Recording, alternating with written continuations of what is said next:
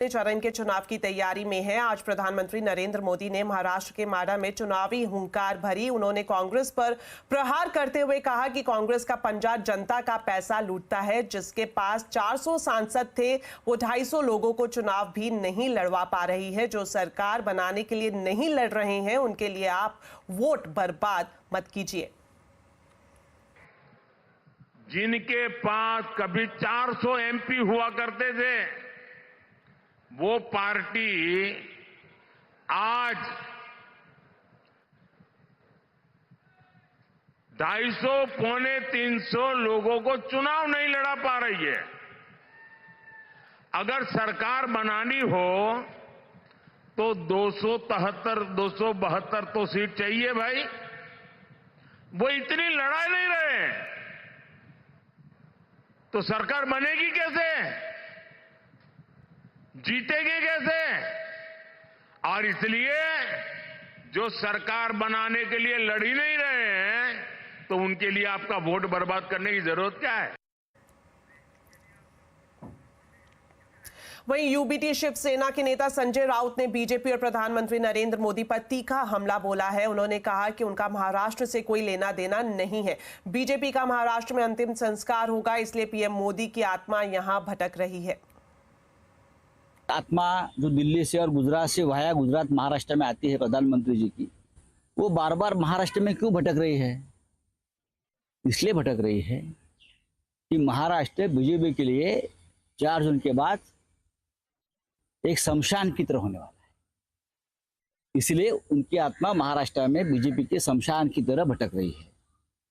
हमने तय किया है जो महाराष्ट्र के दुश्मन है, जिसने महाराष्ट्र तोड़ने की साजिश की, जिसने चाहे शरद पवार जी हो चाहे उद्धव ठाकरे जी हो, उनके पार्टी को तोड़ने की कोशिश की है, उनका आत्मा जो है महाराष्ट्र और मुंबई में अटक गया है। वहीं रक्षा मंत्री राजनाथ सिंह ने कांग्रेस के मैनिफेस्टो और वेल्थ सर्वे को लेकर बड़ा हमला किया है। राजनाथ सिंह ने न्यूज 18 के साथ एक्सक्लूसिव बातचीत में कहा कि कांग्रेस ने जाति और धर्म के आधार पर देश को बांटा है। उन्होंने साफ किया कि संविधान में धर्म के आधार पर आरक्षण की कोई व्यवस्था नहीं है। उन्होंने इस बात का भी भरोसा दिया कि बीजेपी की सरकार में संविधान में कोई बदलाव नहीं होगा। कांग्रेस मैनिफेस्टो पे प्रधानमंत्री जी ने पूरा हमला बोला है। एक बात वो कह रहे हैं कि इस मैनिफेस्टो में मुस्लिम लीग की छाप है, माइनॉरिटीज़ के लिए कुछ प्रॉमिस किए गए हैं और पुराने वक्त में कांग्रेस ने मुस्लिम रिजर्वेशन लाने के लिए कई बार कोशिश भी की है।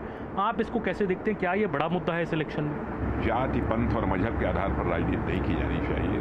राजनीति का आधार होना चाहिए इंसाफ और इंसानियत, जस्टिस एंड ह्यूमैनिटी। लेकिन कांग्रेस ने आज़ादी हासिल होने के बाद से ही लगातार, क्या मैं कहूँ कि आज़ादी हासिल होने के पहले भी जब कांग्रेस पार्टी लड़ती रही है, बराबर इन लोगों ने जाति, पंथ और मजहब के आधार पर देश को बांटकर अपना निहित राजनीतिक स्वार्थ पूरा करने की कोशिश की है।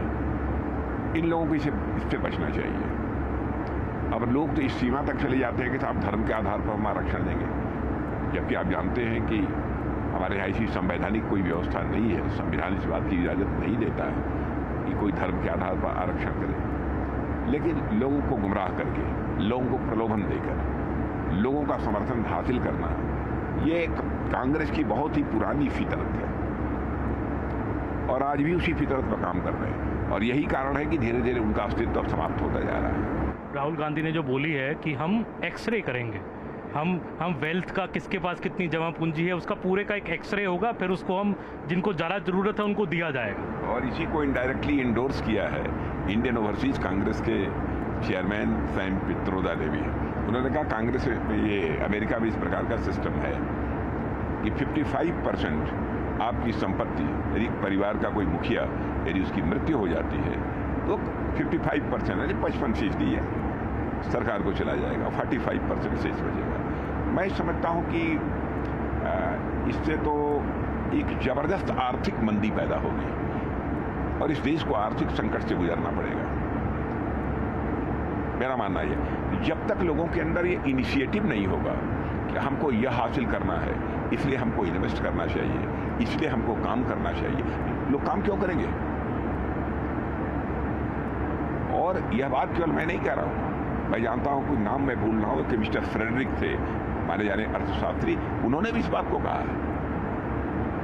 यह तो बहुत बड़ी आर्थिक तबाही और आर्थिक तंगी लाने वाली यह सोच है। कैंपेन जो सर कांग्रेस काफ़ी ग्राउंड पे चला रही है, बड़े बड़े नेता बोल रहे हैं उनके कि भाजपा 400 पार इसलिए मांग रही है कि भाजपा संविधान बदल देगी, रिजर्वेशन खत्म कर देगी, अगला इलेक्शन ही नहीं होगा। बड़े बड़े नेता कांग्रेस के ये कह रहे हैं। मैं कांग्रेस के मित्रों से कहना चाहता हूं कि बाबा, कब तक आप लोग जनता से झूठ बोलते रहोगे? कब तक जनता की आंखों में धूल झोंकते रहोगे? भारतीय जनता पार्टी पूरी तरह से इस बात के लिए कमिटेड है कि हम संविधान के बेसिक स्ट्रक्चर में कोई परिवर्तन नहीं करेंगे। बार बार कह चुके हैं, हम लोग जो कहते हैं वो करते हैं। भारत की राजनीति में हमारी एक साख है, हमारी विश्वसनीयता है, हमारी क्रेडिबिलिटी है। हम उस पर किसी भी सूरत में प्रश्न चिन्ह नहीं लगने देंगे। जो हम कहा है हमने वो करेंगे, जो कहेंगे वो करेंगे। आरक्षण रहेगा? आरक्षण रहेगा, आरक्षण रहेगा। सर यूपी में क्या रहेगा? यूपी में आपने 73 सीटें जीती, 14 में, 19 में अलायंस हुआ दूसरी तरफ, तो 64 पे आए, फिर 66 पे चले गए, 2 बाईपोल जीत के।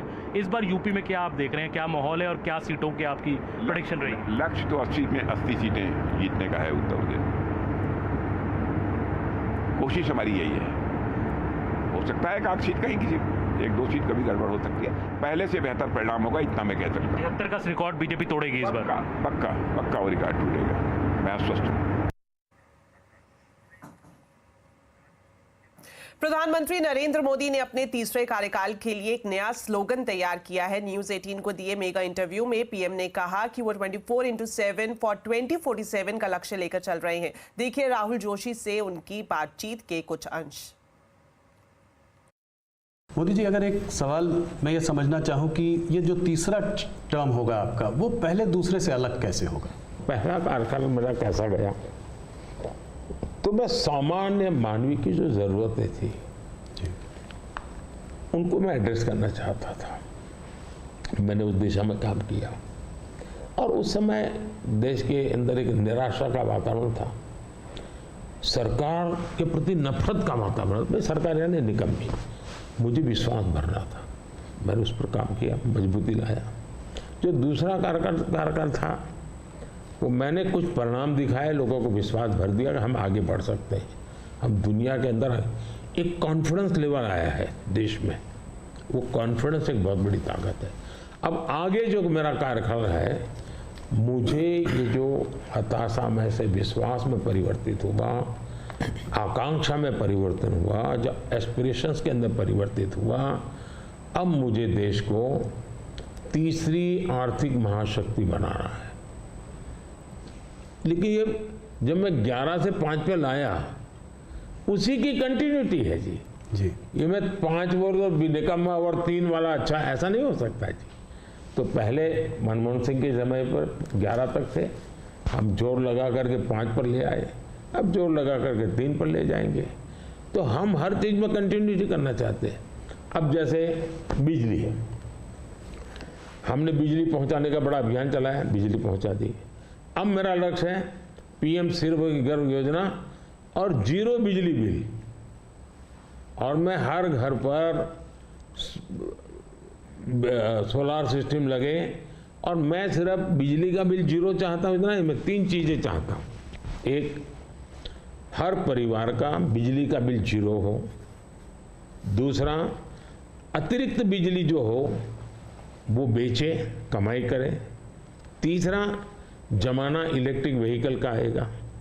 मुझे आत्मनिर्भर होना है एनर्जी के सेक्टर में, और इसलिए मैं चाहूँगा जो इसके पास भी स्कूटी हो, मोटर हो, जो भी हो, उसका चार्जिंग अपने घर में ही हो जाए और सोलार से हो जाए। मतलब आज उसका जो ट्रांसपोर्टेशन का महीने का 1000-2000 रुपया खर्चा आता है, वो भी 0 हो जाए। ये त्रिविध बेनिफिट नागरिक को और देश को, पर्यावरण का बेनिफिट, देश को आज पेट्रोलियम इंपोर्ट करने का जो अरबों अरबों डॉलर जा रहे हैं बाहर, वो बंद हो जाएगा। तो मल्टीपल बेनिफिट वाला योजना